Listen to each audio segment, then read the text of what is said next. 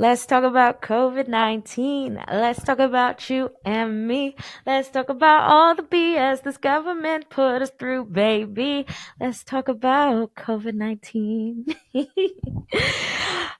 COVID-19 has been one of the most impactful things that any of us have ever lived through, completely shifting so many of our lives, so many norms about being together, being in public, our health, our well-being, conversations about collective care, conversations about ableism and disability. It has been such a radically life-altering thing, but also something that the collective, our government, have tried to gaslight us around and try to move on from, right? To try to pretend that it's not still impactful, that it's not something to take seriously, that it is not, in the words of Imani from Crutches and Spice and other disabled activists, organizers, speakers, is a mass disabling event, something that deeply can impact our health, but it's something that our society has really tried to move on from. So today we're going to get into all of it. We're going to talk about some of the risks with it. We're going to talk about how much as a society COVID has impacted us and the misinformation about COVID. We'll be talking about harm reduction practices, how we can take care of ourselves amidst this time, and how to apply recovery principles, ideas when we think about moving with COVID, because there's so much around people pleasing, around boundaries that, COVID and taking COVID precautions in this time where the government, society has tried to pretend like this is not a thing. It requires leaning on a lot of those skills. Stay tuned and let's get into it. My name is Carolyn Collado, and welcome to Recovery for the Revolution, the podcast where we decondition, decolonize, and get ready for the revolution together through recovery as a resistance practice. So for those of you who are, audio only, just listening to me through the audio track, I'm wearing a mask right now. I'm wearing a KN95. It's like a burgundy color, kind of matches the red outfit that I'm wearing because it only felt fitting to wear a mask when I'm talking about COVID. Mask wearing being one of the single most things that we have in terms of fighting back against COVID, but also one of the most contentious things and one of the things that a lot of people don't want to be practicing or doing. So we will definitely be getting into that. COVID-19. I think about how 5 years ago, being here in the US context, the novel coronavirus happening in Wuhan, China, but that was so far away and that's not here. There's no impact. There's not something we need to worry about. But that's really the seeding of when this started to take place and started to be what would become a globally impacting pandemic. I think a lot about the uncertainty of that time and a lot about the lack of access to information, the lack of access in terms of testing. I got seriously sick in late February, early March, before the lockdown pandemic. And I was sick like I've never been sick before. And I was like, this is probably COVID, but I wasn't able to test. I couldn't get a COVID test because at that time they didn't have those available. And I know lots of stories of people who got sick, majorly sick between January to March, April, in a way that probably was COVID, but was not yet recognized in American society or able to be resourced about. So, this is a thing that's been present and that we've had to move at the pace of government with, because, when the lockdown was called in the United States, there was a lot with regards to, depending on the CDC to give us information, and Anthony Fauci, who, has a history with regards to HIV AIDS and response to that, and some of that being very colored and being in charge of overseeing and giving us health information about this new pandemic in our lives, COVID-19. What's painful now when we think about like that impact of that time and where we're at in terms of COVID is that like our government really shifted the board and really struggled to adequately give information with regards to like updated information with regards to like how to keep us safe, right? Many people in the United States empire were implementing mask wearing for the first time. And that's novel here. This is a very individualistic society. We think about countries in East Asia like Korea, Japan, where if you're sick you kind of like wear a mask, and there's much more of like a cognizance of collective care in that way, but not in this individualistic country. So mask wearing being a thing, and so much pushback with regards to mask wearing, so much about the slightest discomfort and and frustration that folks had with that, and all of that coming into play.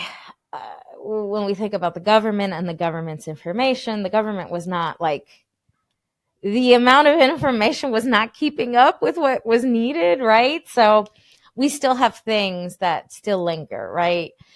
I'm wearing a KN95 mask. That's kind of like the baseline that will actually give you protection. Like it enables you as the mask wearer to have protection from like viruses that are in the air, bacteria, like things that are in the air that can keep you sick. It's not perfect, and people can still get sick while wearing these masks, but it like greatly reduces the likelihood that you will catch COVID or that you will spread COVID or any other disease, right? Like cold, flu. So that's kind of why that's recommended. But for a long time, it was just like any mask. And the government didn't really harp on the notion of wearing a mask that's this high of caliber. So a lot of people who may pick up wearing masks again, like will still only wear the surgical mask, which is really only designed to, protect you from blood, protect you from like, it's designed for surgery, right? So designed to protect you from like projectiles, but not necessarily airborne particles and things that we are navigating when we're trying to protect ourselves from COVID, from flu, from colds. Another thing that the government didn't really equip us well with was an understanding of how this virus works.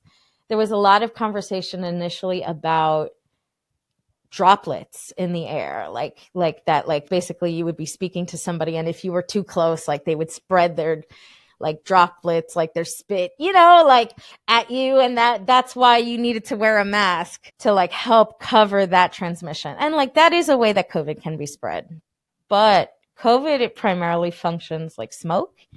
And like, so think about like how smoke functions, right? It starts to like build up. It's like density in a room. You see it, it's a little invisible, but then like more and more quantity, like it just like lingers in the air, and it will linger there until you do something like ventilation in the space, right? If something's burning while you're cooking, like you better open that window, you better turn on that vent, because you might set off the fire alarm that is a little too close to your kitchen, so it triggers every time that you slightly burn anything. Real experience, lived experience of mine, perhaps. Yes.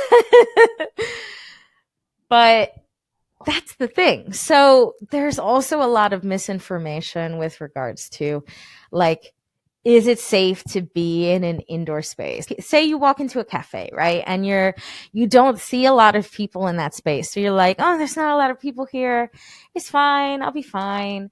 Like, I don't have to worry about COVID. So like, I'm going to unmask. I'm going to drink my coffee. I'm going to eat some food, whatever. The thing is that because COVID like lingers in the air like smoke, and it remains there unless there's ventilation, if that coffee shop does not have the best ventilation, if they don't have any filtration systems, if they don't have open windows, and also just by nature of it being indoors, there's a good likelihood that the COVID, like that has been accumulating with people coming in and out unmasked, maybe the workers are working unmasked. That is all accumulating and that is still there when you are walking in, when you are deciding to sit and consume or hang out unmasked. So that's really big in terms of its implications for indoor activities. As somebody who is like an East Coaster, I live on the East Coast, I live in the DC area, but I grew up in New York. Our infrastructures as cities are so deeply designed for indoor life. Like, I think about the clubs, right? Like the clubs are always like tight, cramped, dark spaces. Where like it's so like hot and there's definitely not ventilation in those spaces or very little or not enough to adequately account for all the people who are coming in. Because, the thing about the East Coast is that we experience, at least we used to before climate crisis, but that's another podcast episode. We experience all 4 seasons. So winter is very much a thing. We are very much experiencing wintry weather now.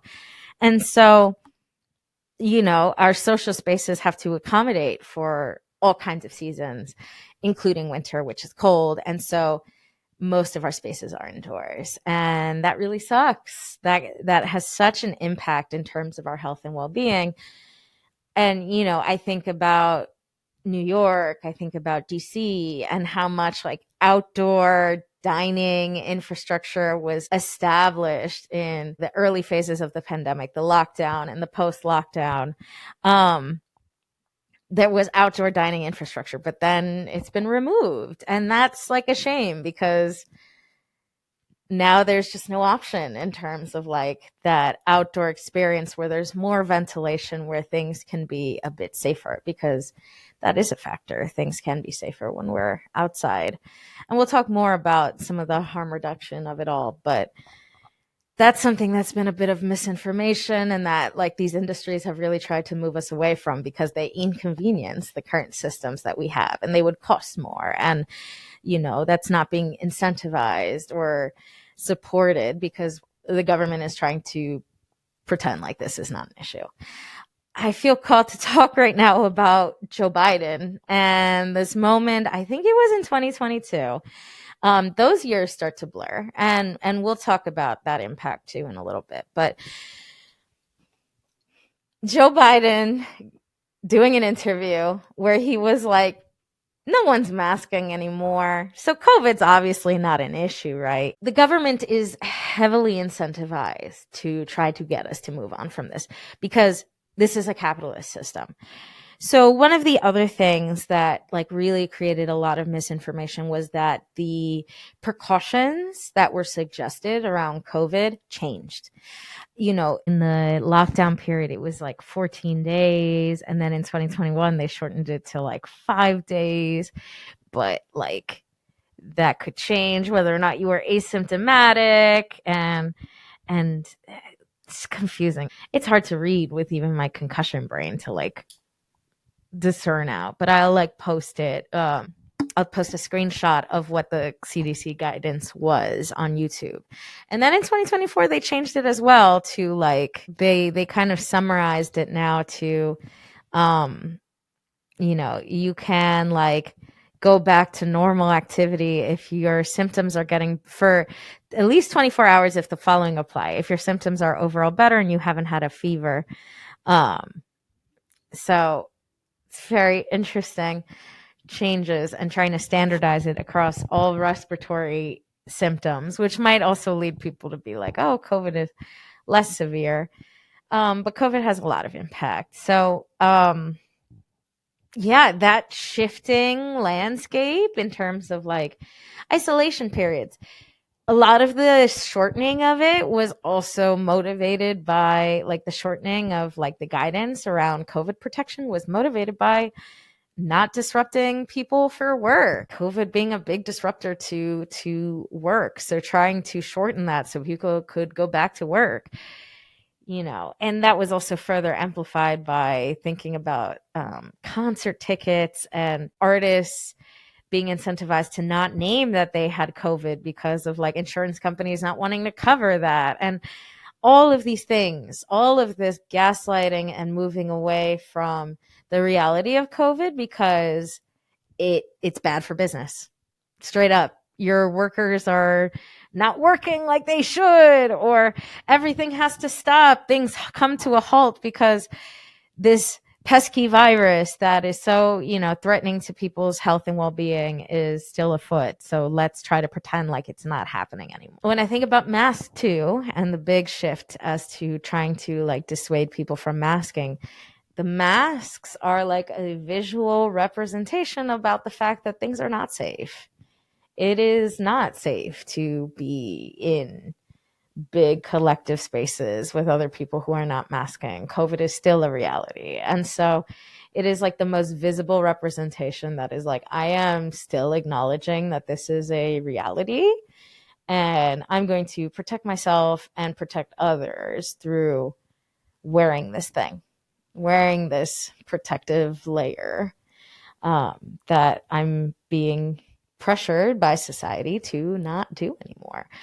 So it's big stuff, so much stuff. I'm thinking about all the conservative people who are like, you're infringing on my rights by making me wear a mask. All of these big things, these big griefs around this. It's also tough because processing COVID also brings up a lot of things. It brings up the grief and the pain of the milestones lost, thinking about so many people who couldn't attend graduations, funerals, so many people who literally died because of pandemic, thinking about how touch starved we all were, so touch starved for so many people, so much sexual struggles as well in terms of like connection and sexual intimacy as well as other forms of physical intimacy.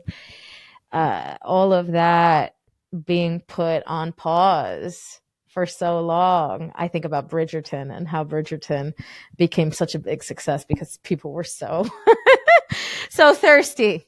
So thirsty. In December 2020. They were very, very thirsty. But and loneliness, a lack of access to community and the struggles around that. There's a lot of trauma that has gone unprocessed because we are all still in it. And it is continuing, but also people in society are trying to pretend like it doesn't exist. And so that is something that remains unprocessed for so many people, and that they don't want to be processed or don't have the resource to process. And I'm hoping also just talking it out in this podcast also helps you to think, to reflect, if there are memories, if there are things that like wanted to be recognized or seen by you around this time. So why should we continue in 2024 and beyond? Because it's the end of 2024 when I'm recording this. Why should we continue to care about it like all these years later and with so many forces incentivizing us not to? So here's the thing. God, there's like a grief that is so heavy for me when I think about this because COVID, again, as emphasized by the disability community, shout out Imani, shout out like all of the public health people who have been pushing to keep this recognized. COVID is a mass disabling event. COVID, like HIV, lowers our immune system, especially the more and more that we get infected, right? So thinking about, there are people who have gotten sick like multiple times in like a year, right? And we think about vaccines and how the current vaccines that we have, like they don't prevent you from getting COVID. What they do is that they make it that the COVID that we would catch is like milder symptoms. COVID has overall like mutated. It has become something that is more like mild, like a cold, a fever, sore body, sore muscles, etc. It's not as intense as like what people were experiencing in the beginning, and not as prone to like fatality. as much as it was in the beginning. Immediate fatality from that initial infection. But because of this, people are more likely to dismiss it, right? Dismiss like the little cold that they get or the little muscle aches that they're getting. Well, people are more likely to dismiss that when that could be COVID. Like it could be COVID. And then because COVID like lowers your immune system, then you might be more susceptible to catching COVID again.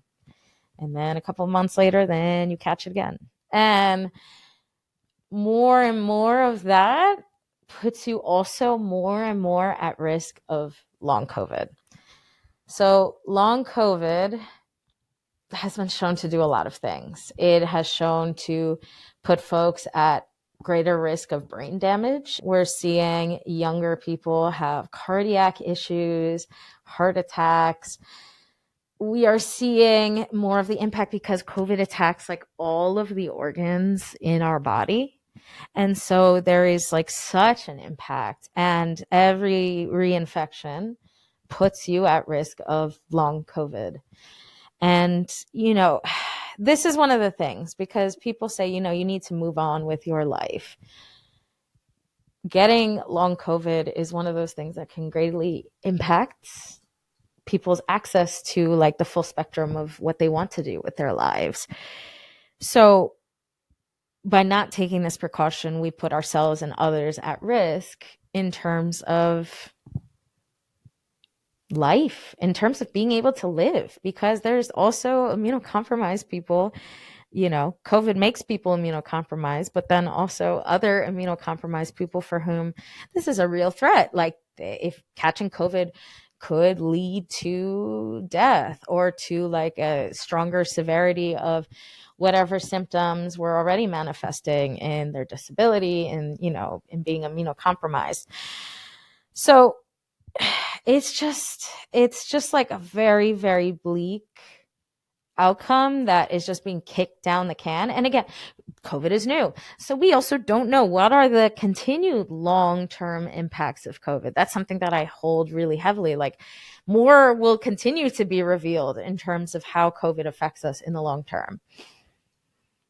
So this is something that, again, is being like kicked down the road in terms of the impact, and that we will feel, years from now, decades from now, like we will see what that impact was. And where the grief comes up for me is just that I think about all of the people that I love and care for, and all of the people in general, right? Whether I know you or not, all of the people who are putting their lives at risk and putting other people's lives at risk because of the societal pressure to do so. And it's like so deep for me. When COVID was initially happening, I am like indigenous of the Caribbean, of like Arawakan, known as like Taino lineage. And most of society tries to act like the indigenous people of the Caribbean don't exist anymore. And that was seeded by disease brought over by the colonizers. Like so many people were taken out by disease, by plague. And so I was like, there's no way in hell. I am like, there's no way in hell I will let myself, to whatever degree I can control. And again, this is where some recovery stuff comes in, and we'll talk more about that. But through whatever lengths that I can control and like take precautions to keep myself from getting sick, like I will, because like there's no way in hell. As somebody who is so beloved and by their ancestors and who is trying to bring that lineage of healing and decolonization forward, there's no way in hell I am going to let a plague take me out. There's no way. There's no way. And so that has just been so like that's like the heart of it for me. And again, so that's on my indigenous side, but like queer and trans lineage, HIV AIDS, right? That is a recent plague that impacted heavily queer and trans, Black and brown folks in the ways that also Black and brown people are more likely to get COVID with this plague because of all of the like racial capitalism and the pressures of that and the lack of safety and the ability to take rest and heal and afford precautions and things, and the discrimination in the healthcare system. So Black and brown, queer and trans people, street drug users, folks were catching this plague, right? HIV, AIDS. And they are the ones who set the standards that like we can now, like, we have a lineage of harm reduction because of these people, because there is a whole generation of queer and trans elders. This is why we don't see as many like queer and trans elders. They're here, but like their stories are not as visible, or their experiences, because a whole generation was taken out by HIV/AIDS. I think about Larry Kramer. He kind of like appeared, this ancestor for me this year, with some stuff around COVID I was working out. But there's a video, and I might stitch it, I might add it. But there's a video where Larry Kramer is like, this is an effing plague. And he is just screaming like, this is a plague, like this is a plague. And like, that's our lineage, you know, like this is like this lineage of like the government, like, you know, Ronald Reagan being like, let those people, this like, it's funny, the word in Spanish wants to come out, like these desgraciados, like these dirty queers, like die, like leave them to die. And our elders, our ancestors, like fighting for us to be able to live, to have the medications now where it's like literally possible for people to be like undetectable, like in their like HIV levels, and to live like long, healthy lives. Like that's the miracle that they seeded for us. And so it's heavy for me when I think about all the queer and trans people, all the Black and brown people, all of everybody, but especially those of us in movement who seemingly on every other level, we seem to care about collective well-being. And you know how much your ancestors did to try to give us life. And here we are, like, not honoring our lives, you know, by taking precautions. We are like, I just cry thinking about lovers, thinking about people in my life that, like, you know, I just cry thinking about people in my life where it's like, I love you. You are so brilliant. You are so beautiful. You're such a light in this world. And like, I really just wish you would protect yourself from this COVID that is such an incentivized thing from our government, from capitalism, that like wants to take us out. They don't give a rat's booty about you and your health and well-being, and you are letting them by not taking precautions. And that just makes me so sad, and has like so given me so much grief, because it's impacted so many relationships and so many things have shifted. And it still just makes me sad when I see it, because I don't want people to get COVID. I don't want people to suffer the long-term consequences. I want people to be free and well.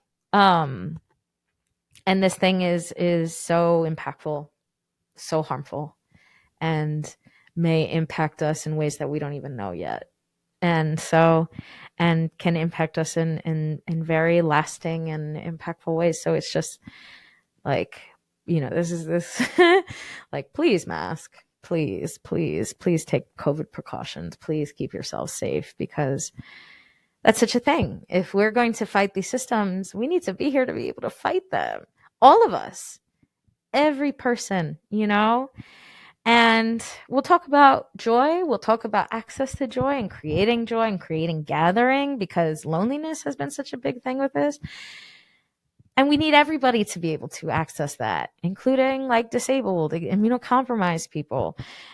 So we'll talk a bit more about that. Like, how do we create the spaces for all of us to be amidst, you know, being in these times of COVID now? Before we get into how do we move forward, I want to give some space for the things that have been lost and changed, especially for those of us who are taking COVID precautions. Community and connection have been one of those things.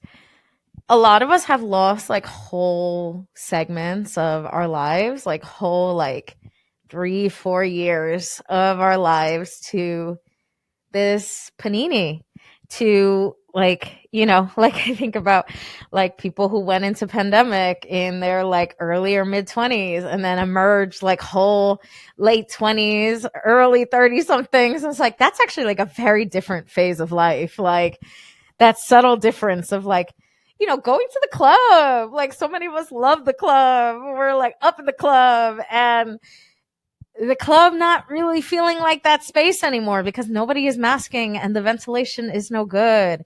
Um, thinking about flirting being one of those things that are like so changed by like life since pandemic for those of us who are like, taking precautions, because like if I'm out in public, I can't like, be out and about. I can't flirt with my face anymore, like my whole face. I think about Ursula, who's like, we still have body language. And like, Tyra, like smiling with the eyes, of course. But, and of course there are words, of course. But, like that captivation of a smile across the room, not so much a thing, with masking.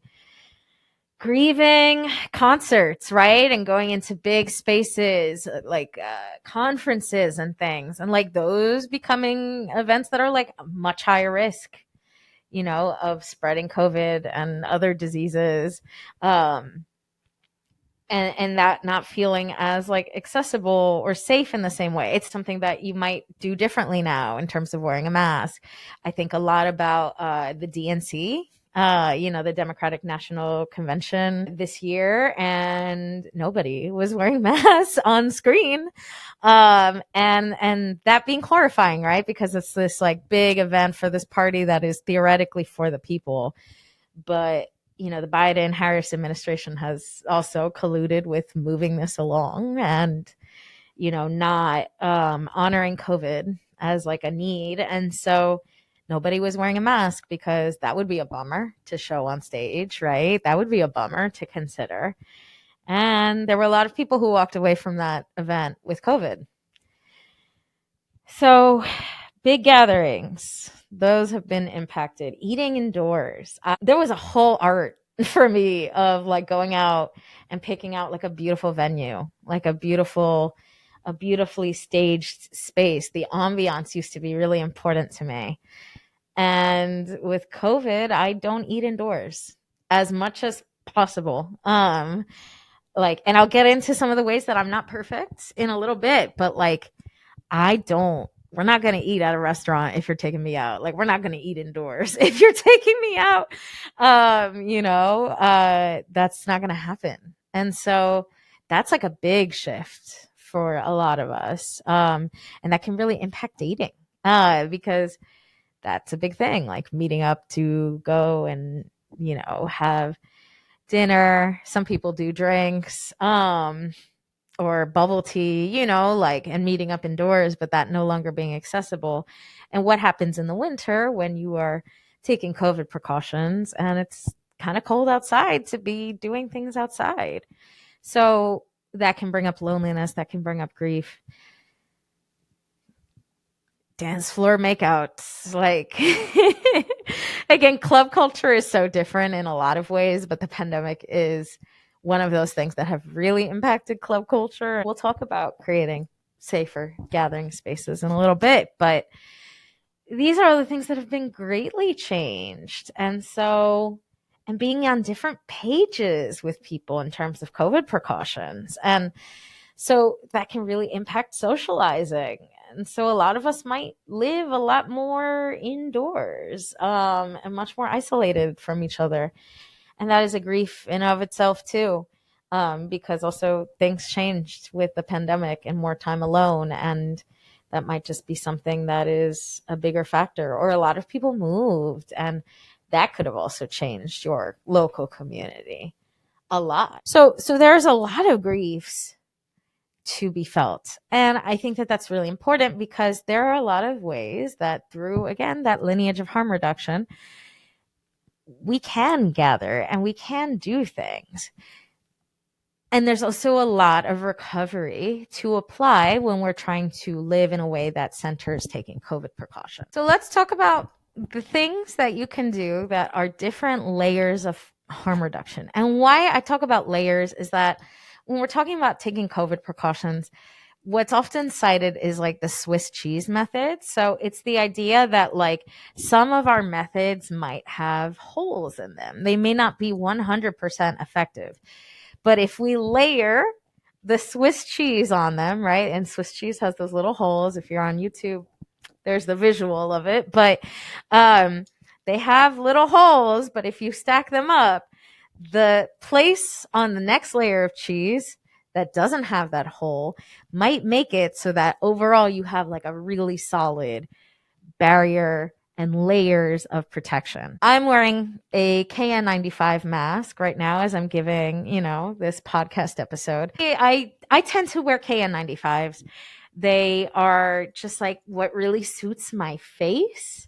And what suits my face and how I can tell that they suit my face is that like I get like a really good seal. So, when I put it on, I'm putting the loops behind my ears and then I'm pinching my like nose and the nose bridge on the mask, like pinching it towards my face to just make sure that I have a good seal, meaning that around the full spectrum of my face, there isn't really a space for air to be escaping in that way. Because if there's room for air to get out, there's room for air to get in, and that ruins the efficacy of what you're trying to do, right? You're trying not to let that COVID get in, or that COVID get out if you are sick, right? So by, making sure that it's well sealed, that's how you can get that efficacy. There are masks that also have stronger efficacy than KN95s. Or a mask, they like cover the whole spectrum of your face. And what's nice about them that might be more accessible for you, depending on your body and your needs, is that like, they, instead of like being on the ears, they go above, like on the head. So that might be more accessible for you. Beards can have an impact in terms of like getting that full coverage seal. Your face, your nose bridge, like there's so much, your ears, there's so much. But there are also masks that don't have any flaps, but they just like stick to your face. They're a little more expensive, but I'll also put those on the screen as well. There are so many options for masking, but there are also people who do not mask. And so, again, layers of protection. There are people who cannot mask for their own health and, and for impact, for migraines. And so there are layers of protection we can also take. So again, masking, probably the biggest way that you can keep yourself and others safe, in terms of like, the one-way masking, in terms of like, again, all of those protections to make sure that the COVID doesn't get in, but also, it's only so effective. There are people who do get sick while still wearing like these masks because they are not 100% perfect. So other things you can do. Having filtration or ventilation in your space. So opening a window. And I believe that there's a science in terms of like cross ventilation, like being able to have it that like the whole space is being ventilated across. So again, I think about some of the clubs here in, the East Coast, and it's like, nope, there's no there's no cross ventilation because there are no windows, or like there's just like that's not organically possible. But you could have filtration systems be set up in different corners. HEPA filters, like they are able to filter the air, so they keep it cleaner, so that way, there's not the COVID lingering like smoke in the air. If you're in a car, you can open the windows and, just a crack, and that alone gets the air circulating in a way that's safer for everybody in the car. Outside is also generally better in terms of like safety, especially if there is wind, right? Like, especially like we're talking about air circulation. If there is wind that is moving the air, that's like the best case scenario. Like lots of wind, lots of movement. The air is moving, so things aren't lingering. So it's like the idea of how much virus is like in the air And if there are a lot of people, even if you are outside, it is still very, because there is such a like high density of people, and especially if those people are not wearing masks, you still are very likely to catch COVID in like, or other respiratory illnesses and things in one of those spaces, because there are just so many people. I think about protests a lot with this, and I think about, people were wearing masks in the 2020 protests, but with the 2023 protests, I saw so many people not masking. And that's a risk for two things. It's a risk in terms of your health and well-being, and COVID, because so many people, you are likely still to get COVID because it's just so many people in the air, and the air not moving. And then there is also surveillance, right? Like if you are actively going against something that the government has been so like rooted down in supporting, like Zionism, surveillance is real. And so masks serve that dual purpose of keeping us and keeping each other safe, but also keeping us safe in terms of these systems. So that's something to note in terms of like being in protest spaces, but also, being at like maybe dance parties that have a lot of people. We think about spaces like airplanes that are like, we constantly have circulating air, but it's also like everybody is on top of each other, like so closely packed. So it is just like not really super safe. A lot of people are not masking on planes anymore. And so that's just really scary and puts you at like a risk of transmission. So that's something to consider, is just like, even around people, like even outdoors or even in spaces that are like, we are ventilating. If there are a lot of people, it still puts you at a significant risk of catching COVID. So masking at these spaces is also a good idea. Personally, what you can like individually also do and take precaution with, I'm thinking about airplanes, especially with regards to like CO2 testers, so they can tell you how much CO2 is in the air, which can speak to how well ventilated that space is. Because we as humans, like, we give off CO2, right? Like when we breathe out, we give out CO2. And I've got like, my like beloved little plants next to me. And I think about our beautiful symbiotic relationship where I breathe out, it gives that plant CO2. That plant breathes out, gives me oxygen. So we like, we help each other to survive. Hello, little baby plant. So cute. Um, but so if a space has more CO2, that means that there's not good filtration in that space. So you can buy CO2 readers, and that's one of the ways that you can take personal precaution to see if a space feels safe enough for you to unmask, to take your mask off and to eat for a second, or like to sip water, et cetera, et cetera. In terms of personal layers, nasal sprays are also something like with xylitol, but in terms of reducing how much like the virus like is lingering in your sinuses, in your system. So that might be a precaution that you want to take.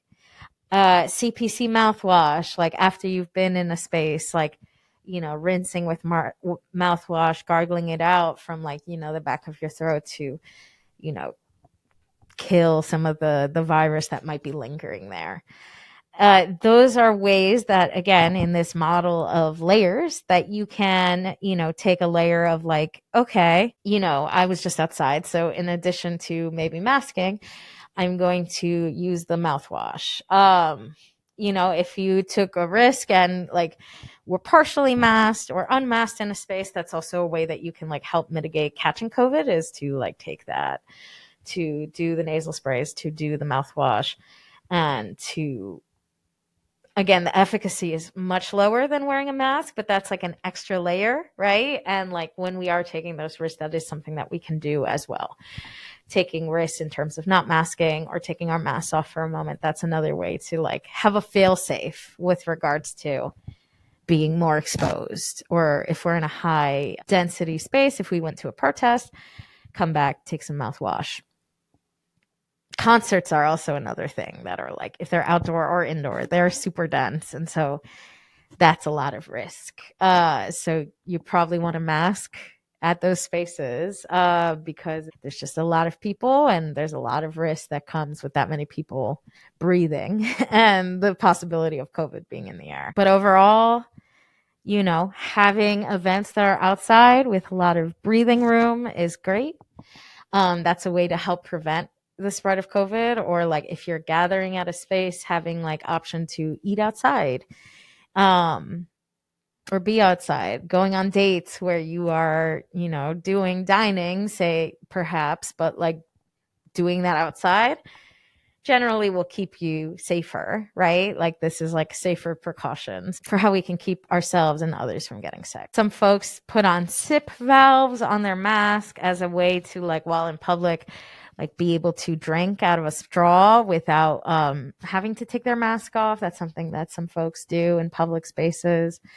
COVID testing is a big way that we can like navigate risk. And this goes out to our harm reduction ancestors, to sex workers, to folks who have really implemented the norms of like, we need STI testing, right? Because it is like, by being able to test for COVID, we can see whether or not it might feel safe to engage with each other in different ways.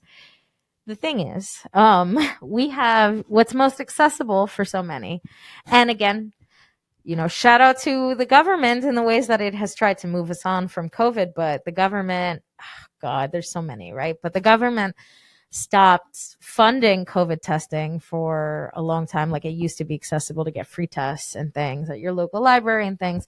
But that's been like rolled back at different points in our time since the beginning of this pandemic. And so tests may not be accessible, and rapid tests are not as accurate.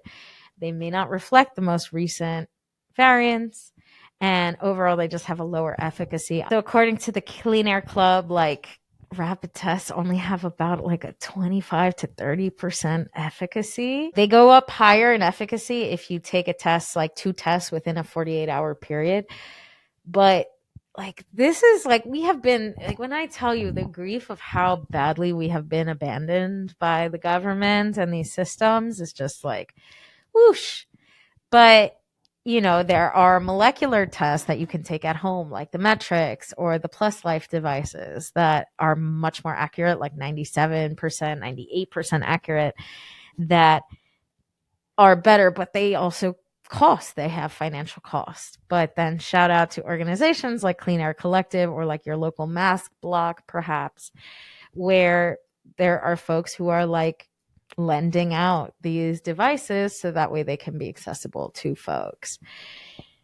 But that's another layer. If everybody tests in a space and say you're using a device that has like a 98% accuracy and say you've masked ahead of time, you can feel pretty good about meeting up with those folks and maybe taking your mask off, depending on comfort levels.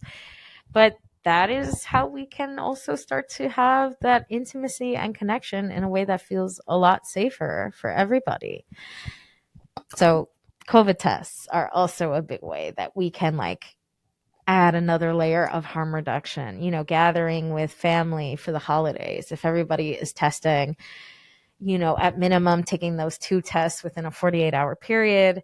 There's also the there's also the methodology of it. And this is a grief too, because so much of this knowledge I know because of beautiful guerrilla public health people, right? Like, shout out to my friend Moira, shout out to like Clean Air Collective, shout out to other beautifully COVID cautious people in my life. But like, without whom, if I didn't like know them, I wouldn't have this information, right? And where would I be in terms of my COVID knowledge?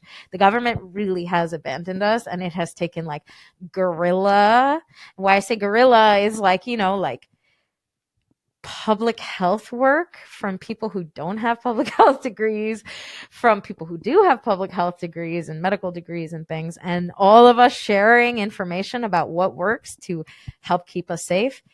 as our ancestors did in HIV/AIDS. That's like exactly how that worked. But why I'm sharing about that is that even taking a sample, like people don't even know, like there's ways to do it that are like more likely to get you results. So one of the things being that you swab the back of your throat, you swab your cheek, and then your nostrils, and then do the test as we have been doing, as is like, you know, like the instructions on the box. But that's a way that you might be able to get a more accurate read on like a rapid test, is like the throat, the cheek, and the nose as well. And then, you know, if you get COVID, and this is a big part of harm reduction, right? It's not just like, oh, like it's not so like we told you everything to prevent it and now you got it. So like, you know, like shame on you, right? In the ways that some of us might feel. And some of us like, especially if we come from like lineages of guilting, of shame, of religions that like their primary method of control was guilt or shame, you know, some of us who like, we may feel shame if we get COVID. So, well, two things, right? Ideally, if you can, if it's accessible to you and like safe for your health, getting a COVID vaccine, because that'll lower your risk of like more severe infection. But if you get COVID, getting Paxlovid, because that lowers the risk of long COVID. And that's real, right? So that being a thing that we can do, and just like, you know, like isolating, wearing your masks, doing that until like you get better, until you can take like a negative test and there are no symptoms. That's kind of what, you know, I think folks in more COVID conscious community are practicing now. So those are the layers of things that we can do to keep ourselves safe, and to make spaces more safe. We can rent from local mass blocks that might have filtration systems. If you are, you know, say you run like a queer club or a queer bar, you could buy some filtration systems and like write it off, like those filters, and keep them clean. You know, replace the filters as needed. Or like, you know, call in a community resource to make that possible, or borrow from your local like clean air group or mask block to get that done. Having events outside, that can also be a safer way to engage. For community organizers, for folks who organize events, dance parties, drag events, it's really important to consider and put into action harm reduction and preventative practices around COVID. Because, you know, when we think about what we do as, you know, event hosts, as performers, we are people who give people life, right? Like, shout out to Pleasure Activism by Adrienne Marie Brown. But like, this is pleasure activism. Those kinds of spaces help people to continue to live. Gathering spaces, conferences, conventions. These are events that help give people life, to keep us going.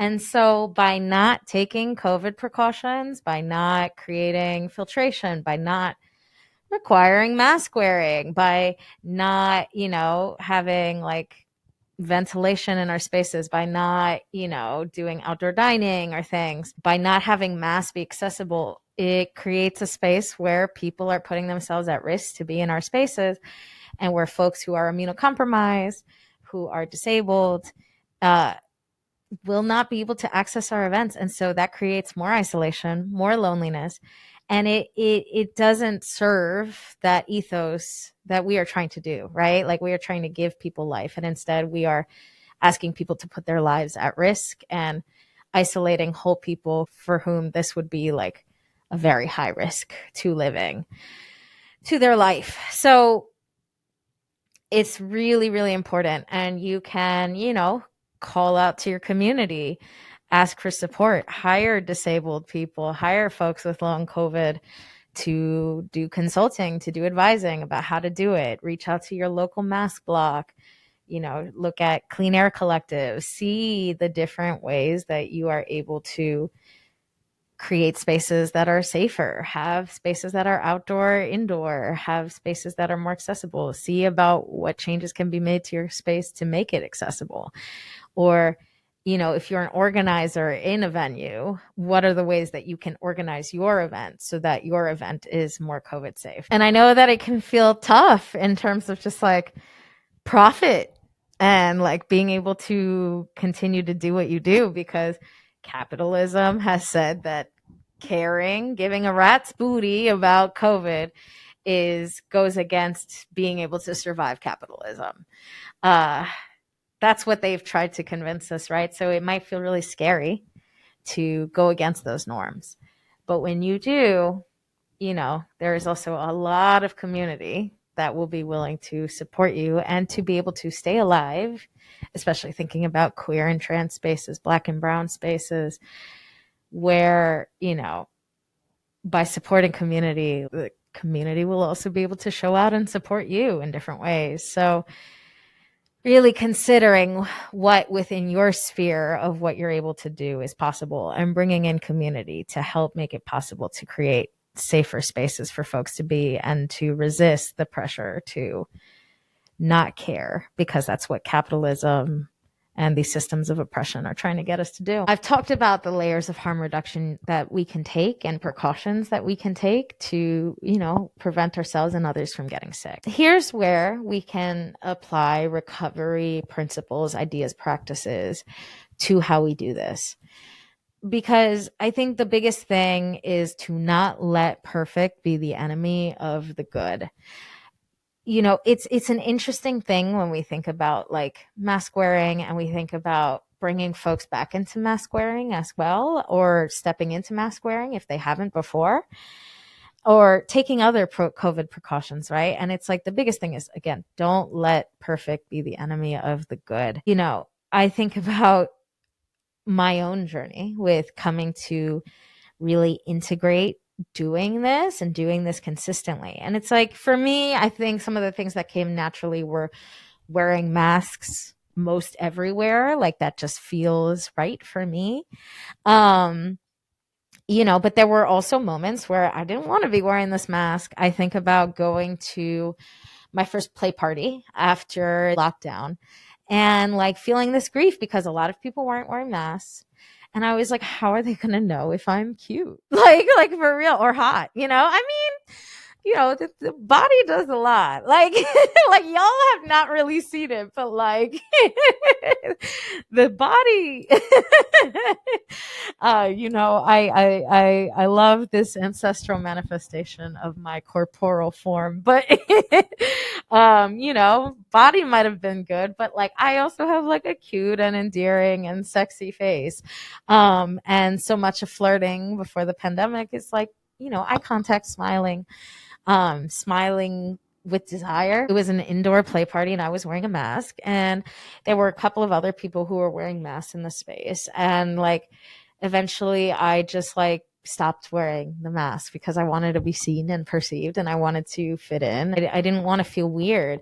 And I remember the look on someone's face when because they had kind of smiled at me through the mask earlier that night. And then they were like, oh, you stopped wearing your mask, and I really liked seeing you in that mask. They didn't say that, but their face did. And it was something that I brought back. I was working in Al-Anon at the time and working with my dope former sponsor, Ray. What a baddie that human is. But anyway, Ray working with me, because Al-Anon is about working on perfectionism, people pleasing, and boundary stuff, with where are the parts of me that want to fit in, right? And like the grief, like honoring the grief of what has been the impact of this thing, honoring that there is a need to be seen, right? Like to see and be seen, and that being a point of grief too, because it's just like, I'm a whole drag king up in here, and drag has been so impacted by the pandemic, and people performing and it not being safe because we're expected to perform without masks, but nobody else is masking in the space, and there's not the ventilation, there's not the safety, so it's unsafe. There's a risk that we take in performing. And so, the need to see and be seen and be desired and feel that desire and feel seen by my community, but the mask impacting that. on some degree in a way that is different than it was before pandemic. And so honoring that, and yet also honoring, the very real commitments that I have of just like, I don't want these systems to shape, like, just because of the pressure to fit in. That overall in my life, not superseding the desire to stay alive and to, like, combat the system that doesn't care if I get sick and that will benefit if I get sick, and extract from me in the healthcare system if I get sick. And, so, and also just sitting within my body how it doesn't feel good processing after, like, being unmasked, because I realize that it feels like a roulette. Like, it feels like, am I going to get hit today by the impact of that choice? And so all of those things coming in and working on the people pleasing of just trying to let go of the opinions of others who, may judge me for wearing a mask, or who, may like be disapproving, dealing with also like the difference of that in relationship with other people, like that being so real and something so needing work too. But also, by being more myself, I do also attract more people in my life who like are themselves. And I can also inspire and make space for other people to do the same. If more of us mask, then more of us might feel comfortable to do it. Community is one of the biggest things that I know that has been essential in order for me to sustain this. And some of that is in-person community, and some of that is virtual community. Virtually, there are so many more people who it's like practically the same level of COVID practices. And that's like a beautiful thing, like meeting up with folks in 2023 when I was in California, and us just immediately being on the same page. And so it was just like an easy meetup, because it's just like, I know what you do what I do, and we're just going to be chilling, and that's like a beautiful thing too.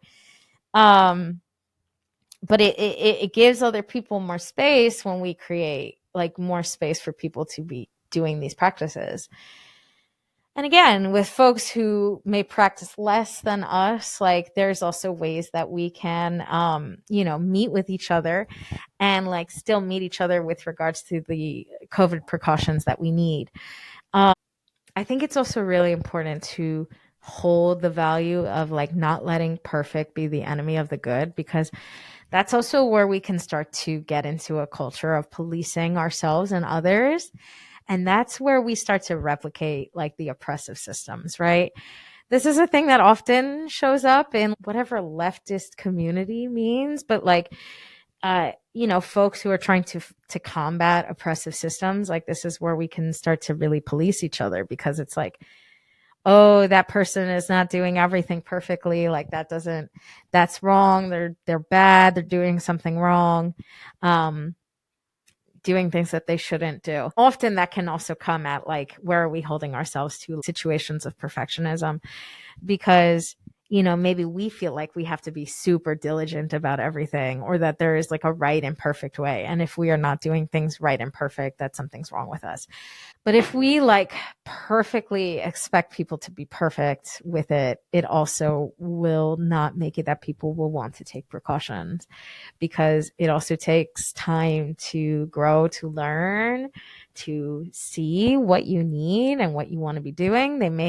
Folks may have like a lot more pressure to abandoning COVID practices than not. And so by being super stringent about what needs to be done, it also makes it that folks may feel like they don't want to pick up any precautions at all, because if they're not perfect, they're going to fail and not be accepted among those of us who are, encouraging masking, encouraging taking COVID seriously. And so it's so important that we not let perfect be the enemy of the good, because none of us are going to do any of this perfectly. We are imperfect human beings.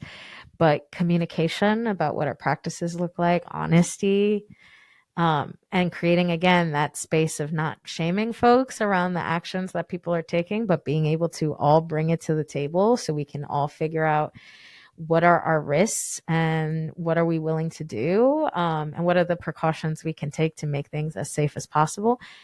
That's the culture that we need in order for this to be a sustainable practice for folks to be able to care about COVID and try to prevent the spread of COVID as much as possible. But yeah, so this can look like maybe before gathering with folks, having it that folks be masking like in all spaces or in all indoor spaces for a certain period of time before meeting up, and then taking COVID tests. And then maybe you feel like you can be unmasked indoors with folks or masked indoors with folks. It depends, right? Like what are your needs? What are your boundaries? Another thing, since this is the holiday season when I'm recording this, but also this can apply anytime that you're meeting with family or with folks who are like really on a different page in terms of COVID practices, is like honoring the importance of your boundaries, your needs, and your health. Because, perhaps our families don't mask.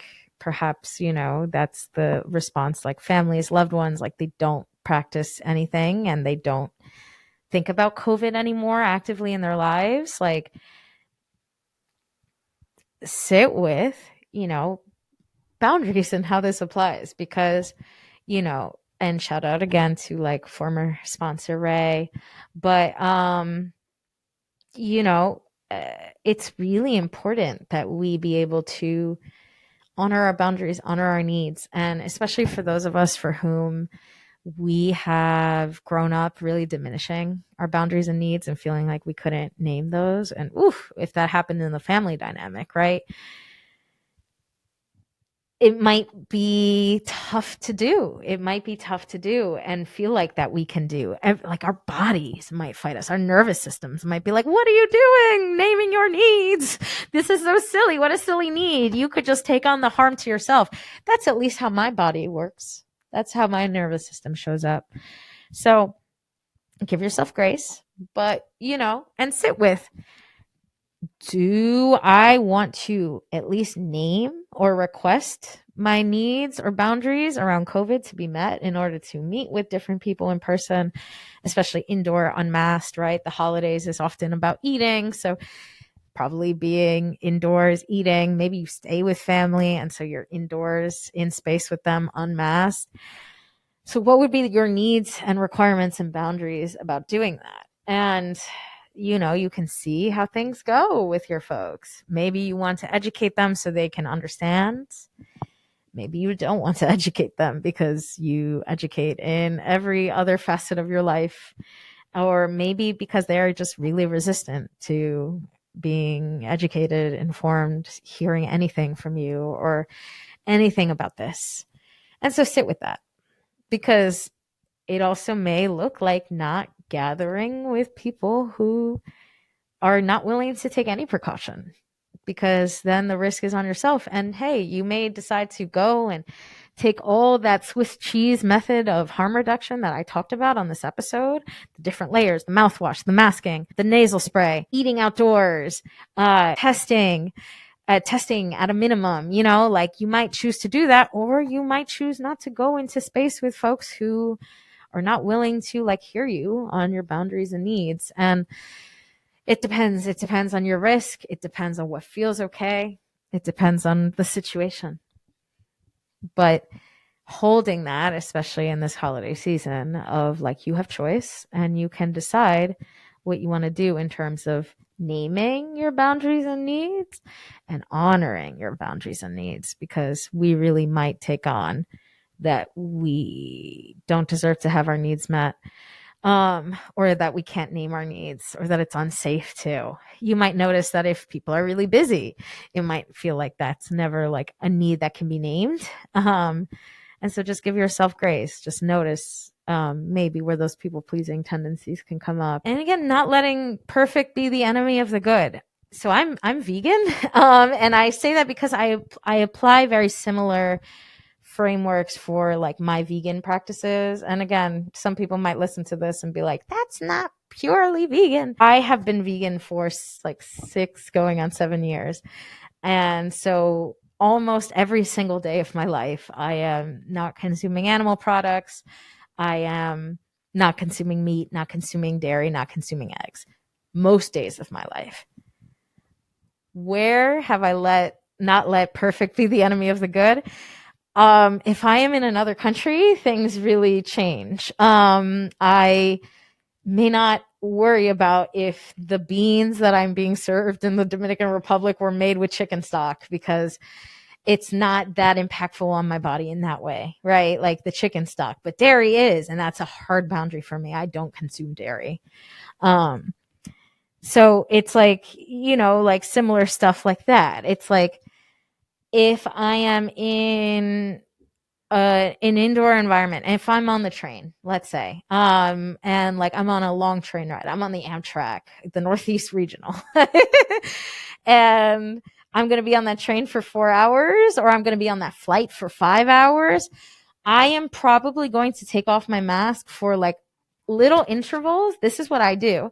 I take it off for little intervals, and I drink my water, and I slip myself some food, and that's what I do. I take it on, I take it off. I've become so skilled at it that I can do it real quick. Not perfect, not 100% perfect, right? But that is sustainable for me, because I know that to be well and to be able to keep navigating spaces, I need to be hydrated and I need to be fed. And so that is a thing for me that is like not letting perfect be enemy of the good. And again, there are SIP valves that people can use to like prevent having to remove a mask at all. Some people don't unmask at all and just like do that like the whole time, like masked. And it depends for you. I'm very reactive if I'm hungry or thirsty. So it's just like, for me, it's just, those are the small things I take. And I use the nasal spray. I use the CPC mouthwash, as well as masking for the rest of the time, because I wasn't perfect, but I wore a mask for as long as I could, in perpetuity, as long as I could. And that reduces my risk much higher than not wearing a mask at all. So when I'm in those high risk spaces like airplane, train, or even like at a protest, it's like I need to drink water. So it's like, taking mask off real quick, drinking water, putting it back on. If you have stopped masking, there might be ways to start to integrate that in ways that, like, again, are not like these perfect norms, but they're putting you at less risk, right? So think about the spaces that are most crowded for you indoors, or just thinking about indoor spaces overall. I was talking about how COVID spreads like smoke. So thinking about the indoor spaces that you might go into, right? So planes, trains, automobiles with other people, those might be spaces that you want to wear a mask, because people are, it's the holiday season. You're going to hear people coughing and sneezing. And regardless of if it's COVID or not, who wants to catch the cold or the flu or COVID, right? And all of its severity and its risk. So wearing masks in indoor spaces, in groceries, again, like you might sit with like, okay, they're like sitting with your risk in situation by situation, but maybe just wearing masks more so indoors and taking that opportunity to lower your risk. Or if you're at a concert, high concentration of people, conferences, high concentration of people indoors, maybe that's also where you would want to wear a mask, or you wear a mask most of the time. Maybe you take it off to like eat food. But again, just thinking about it, thinking about what feels comfortable for you. The need to see and be seen. So, there have been moments as well where I've taken risk and like, in 2023, having like a hot humid summer and going to outdoor dance parties in, Los Angeles, in Oakland, shout out to Cuties and the Casual Party, shout out to So Lovely. Oh my God, incredible cutie BIPOC parties. Highly recommend. But those were outdoor events. And sometimes I was wearing a mask and sometimes I was not, because I was like, I want to be seen and I am outdoors and there are not that many people in this space. But there were also moments where there was a lot of crowd and I was like, all right, I'm going to put it back on. I'm going to put it on for part of this and I'm going to take it off to drink. And sometimes I do that in a space when I'm flirting or wanting to be seen. I will like take off my mask for a moment or like slyly kind of take it off, like coyly, demurely. Very cutesy, very demurely. I will like take it off so somebody can see what I'm working with and this cute, beautiful face. And then like have my sip of my soda, my water, and then put it back on. You know, like this is like like old school styles of seduction of just like, oh yes, you were denied this part of me, but I will let you see part of it for a moment. Because pleasure is important. Pleasure and flirting and connection and feeling seen and being seen is important. That being said, I also this year have felt much more like masking as flagging. You know, by flagging, thinking about like what's been longstanding tradition in queer and trans community and BDSM community, where, you know, like think about the like handkerchiefs with different colors and what that would mean, or how, you know, queer trans community like signaling with like the carabiner, or, you know, certain haircuts, certain styles that were like, yeah, this person is probably queer. For those in the know. So masking this year, I'm more like I've gone out, I've got this concussion, so that's like greatly impacted my ability to go out and be in big groups. But like when I have, like when I've gone to the club or when I've gone to the play party, you know who I'm talking to? The cuties that are wearing the masks. And there is like, you know, in these events, like, because I've been on the East Coast for all of this year, like there is this kind of like, we're looking at each other like, you know, like, and people wear masks for different reasons. Shout out to Dr. Udami Song, who's like, you know, I also wear masks for like my own like neurodivergent reasons. And, you know, that's something I've recognized too. I like it in terms of just like not having people perceive me who I don't want to perceive me. Like cis het men who will catcall me. Like, I don't want that. Don't talk to me. Don't perceive me. Like, no, thank you. I don't want your projections. But, you know, right or wrong, there is a level of like, maybe we're on the same page because you're at this dance party wearing a mask and that might mean something. You know, we might be more on the same page than other people who are not wearing a mask in this space. And so I've kind of taken that as like I'm going to go talk to those people or hang out with those people, whether or not that led to anything, or even just having a moment to talk to somebody at a party. Those are like beautiful spaces of connection as well. And so, yeah, it really depends. I think about, pool parties that I've gone to, like small pool parties in Los Angeles with community. And it's like, yeah, it's like 6 of us unmasked. And again, it's been layers, right? But like layers of precaution, layers of taking safety, of choices. I have not been perfectly perfect in this, but can I say that I have committed very deeply to the practice of reducing harm and masking almost everywhere? Yeah. And I'm pretty transparent in similar practice. And this is also where this government fails us, right?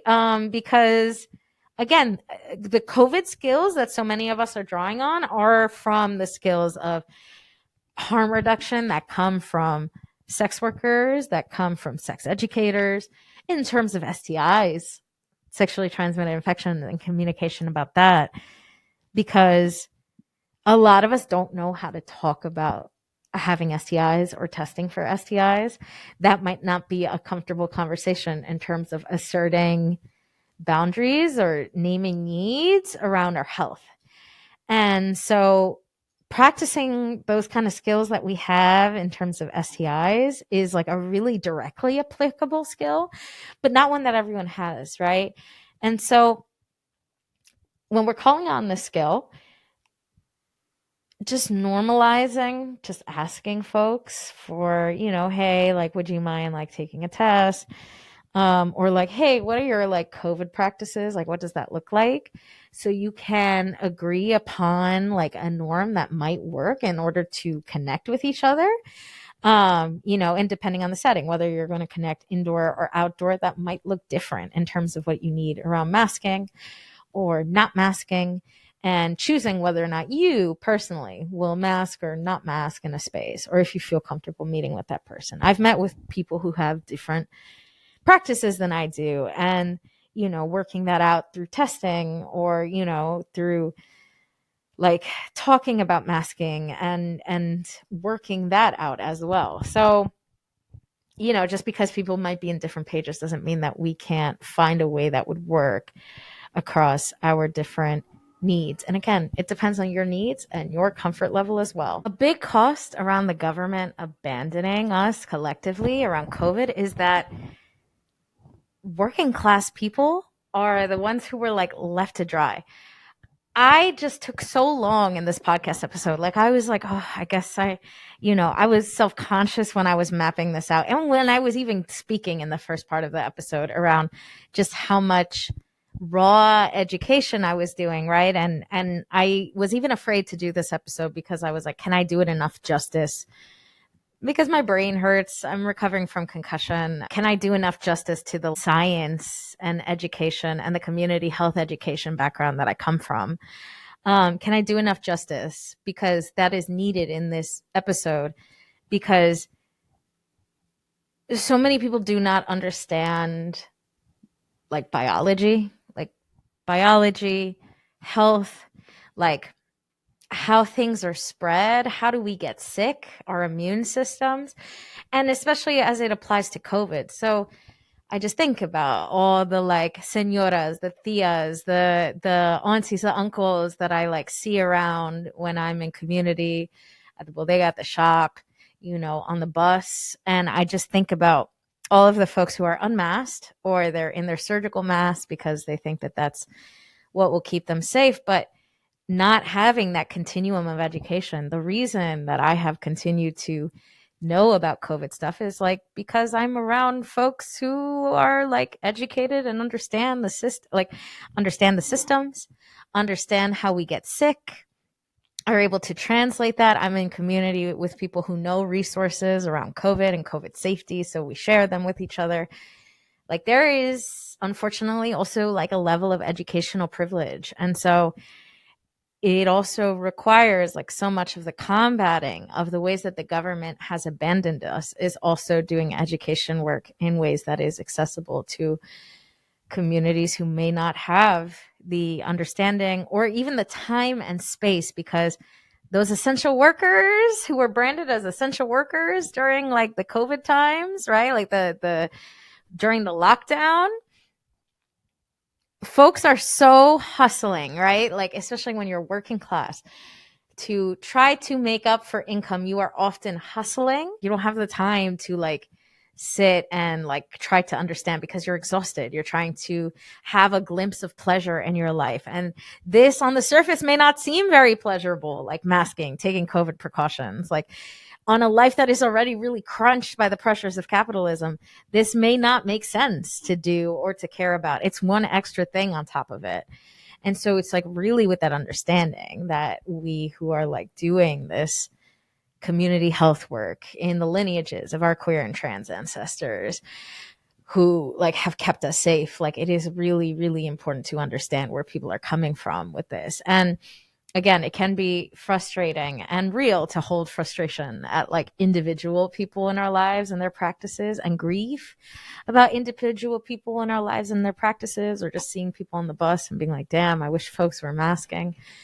But keep that heat for the government, keep that heat for capitalism, for colonization, for the education system in this country, for the individualistic culture that we are in, and for the weight that these systems put on people's lives and the incentive of these systems to like leave us hanging dry and not care for everybody.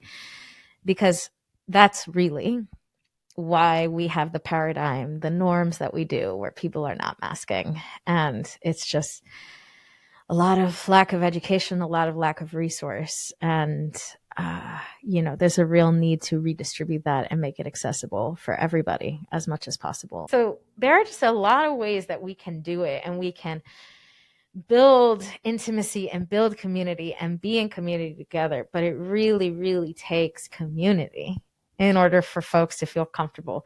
It also takes practice in terms of being comfortable with making other people uncomfortable, with resisting the social norm and the social pressure to not give a rat's booty about COVID. Like, please be gentle with yourself.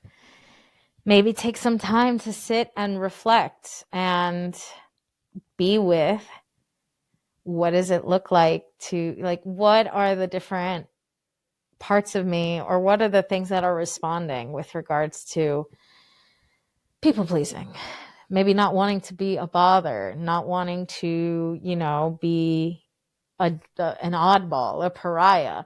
Sitting with that, sitting with what comes up. Maybe you were bullied a lot, especially if we have multiple intersectional identities. And so that feels tough to tap into. Maybe you don't have a lot of in-person community around COVID and masking. And so that might feel challenging. How can you start to build online community? And maybe how can you start to like call it out, thinking about dating and dating norms. And something that might help might be also putting, if you are like, COVID cautious, like putting that on your profile, putting on masking. Shout out to Mechi Anais, who like, who brought me into that and was like, you should be putting that you're like on a mask on your profile. Like, and I didn't have that. And, being gentle with ourselves with the discomfort points in this, because I didn't have it, because I was like, as much as that is like an active thing that I do, like I really, like it is a pronounced practice for me. There's still like the not wanting to be a bother that can show up. Not talking about it publicly on this profile until, I don't remember if I started talking about it last year or this year, but recently, right? Like halfway into what has been this pandemic. And I want to say with dating too, it can really depend what you want to do. I think it's really important to sit with like, what are really like, what would be your ideal with this, when it comes to like, what is your ideal around COVID practices in dating or in like really intimate relationships? Like, what would be your ideal? Because I think it's really important that people in our lives that are like the most intimate, the most like having access to us, and that can vary, right? Because romantic intimacy doesn't have to be the utmost intimate. That can look different for a lot of folks, but what are your ideals? What would be your ideal situation around what your COVID precautions are, and what do you need from other people? And feel out early on what that looks like for each other. Having those boundaries set in terms of like, maybe you are somebody who doesn't want to eat indoors. And so like, that's like an absolute no. So you just like, you have on hand where are outdoor dining situations, where you are that might feel good. Right. Or like, the idea of like walking in a park or something with like your tea or your coffee, whatever you consume, and doing that together, going on a hike, like like a walk, like outdoor stuff, like having that idea of what your comfort would be, or like, checking with them in terms of like COVID practices. Maybe you ask up front what that looks like, because it's better to know ahead of time and see if that's something that you are like in accordance with, than the cycles of not knowing ahead of time and then bypassing what feels comfortable for you and letting things go to where later it might, in your frustration, in the impact to you that you may not be recognizing is happening because you're subconsciously being impacted by it, you're shoving it all down. Maybe it comes up later and it comes up in more like of an explosion or like a big grief or rage, because you're not honoring your needs and compromising those to be in relationship with this person. So it's just really important. And that might become more and more clear by trial and error as well. You may not know.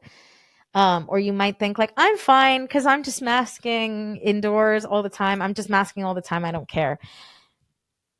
But then as things play out, you may come to learn what you need, and letting that be a trial and error process, and using the lessons from that, the noticings of what have been the impact to you and what are the boundaries and needs that you have around the practices that other people are doing who are in intimate relationship with you. Naming those and carrying those forward, and maybe going into spaces to socialize where that is more of the norm, where they are more COVID conscious community, or maybe swiping right if we're talking about dating and using dating apps, like swiping on folks who are masking or approaching folks who are masking in a space because maybe you all would be more on like a similar page, or maybe on a dating app naming in the profile like what are the boundaries that you're looking for, or what are the boundaries that you practice, so that way it opens up that conversation. And that's just like an easier thing to be on the same page about, or to find common ground that would feel good for you both in terms of, or you all, hello polyamory, or hello big friendship groups, but for everybody to get on board with.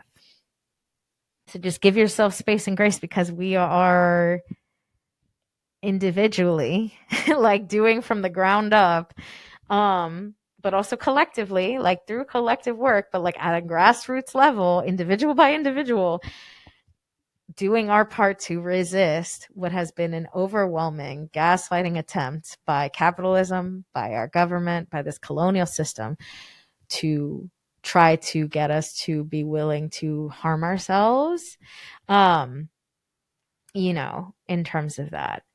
When it comes to the grief and rage about other people in your life who may not be masking, it's just important to give a lot of grace as well, like to recognize like the grief and the pain that's there, and to also hold the anger towards the systems, it's like how much percentage of that anger, hold most of it for the systems, that have, again, I've named so many ways that they have led us all astray and abandoned us. If you would like to continue to resource this work where we are talking about things like COVID, a friendly reminder to support us at patreon.com/recovery for the revolution. And also, if you want to like send me a tip to help me to buy like the Plus Life device, I would really love to have one of those and be able to like also use it within my community.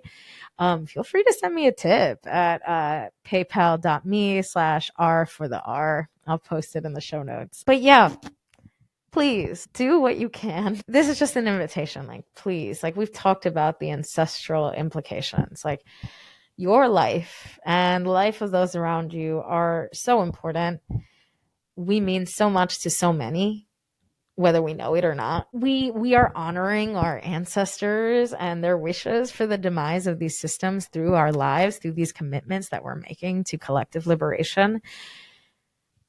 Please, like, take care of yourselves, take care of each other. We need each other. If you feel really isolated in this and like want community to help you to do more, like, like reach out to your local mass block, maybe get on Lex and post and be like, hey, looking for more like COVID conscious community.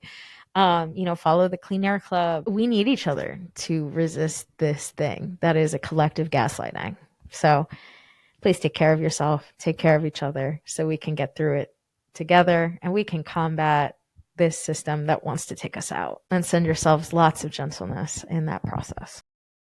So this is me editing, and it is 12:28 in the morning, the night before I'm going to publish this episode.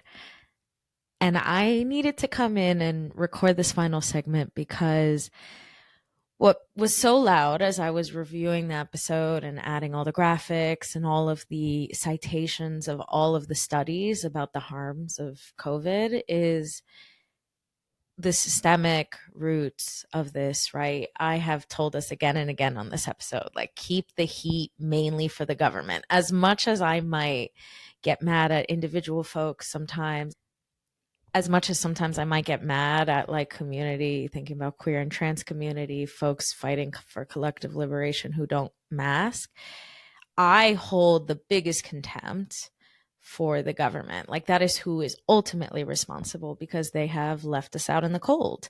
They have prioritized capitalism over our collective well-being and have done everything to gaslight us into thinking that this is no longer an issue. They have pulled back resources for us to be able to go and get tested. They have pulled back Medicaid coverage. They have pulled back access to PCR testing and free COVID testing. They have pulled back so much funding. In early pandemic, there was the stimulus check, like there were unemployment benefits. There was a lot more collective care. And our government doesn't want to continue doing that. So they really have pulled back from having us think about COVID as a real thing and pulled back data to prevent us from really understanding what's going on. And again, when I think about ancestors, I think about Larry Kramer yelling and being like, this is an effing plague. I pulled up the World Health Organization, and cumulatively around the globe, over 7 million people have died from COVID, with the United States being the leading country of 1.2 million people dying from COVID. And then when we think about the amount of COVID cases, so over 780 million people around the globe have gotten COVID. And I just spent the whole episode talking about why that's serious, especially with regards to the impact of COVID on the immune system. The fact that we don't even fully understand what are the long-term ramifications of this, and all of the things that we are seeing in terms of brain fog, brain damage, cardiac issues, the impact to our organs, our immune systems. So this is very serious. And again, the United States leads in terms of the highest number of cases, with 103 million people reportedly having COVID. And, when we take these COVID numbers, I assume that this is lower than what is actually happening. They are no longer actively collecting COVID cases and data in the same way that they were in the beginning of the pandemic. So I would assume that this is an underreporting. And as queer and trans people, as Black and Indigenous people, we do have ancestors who have survived and fought back plague like this. This is a plague. And so when does it come to the point of systemically fighting back? What's challenging when I think about the differences between this plague and HIV/AIDS is that this one is a lot easier to spread in some ways, because it is spread through the air. It is spread through the air. And so that puts us at greater risk, right? And we just talked about how folks who are immunocompromised are more likely to get COVID, and how COVID makes you immunocompromised. The folks who are most impacted by this are the ones most at risk of gathering and, resisting this plague. But there are things we can do. There are ways to resist. There are ways to put pressure on our local governments to put back free testing in our local libraries, to pressure the adoption of universal health care, to pressure boycotting, putting economic pressure on this system that is willing to sacrifice our lives for the altar of capitalism. And so doing that. And I think about, again, Larry Kramer in that specific video that I've been referencing throughout this podcast. He talks about, the need for more people to be visible about what is happening.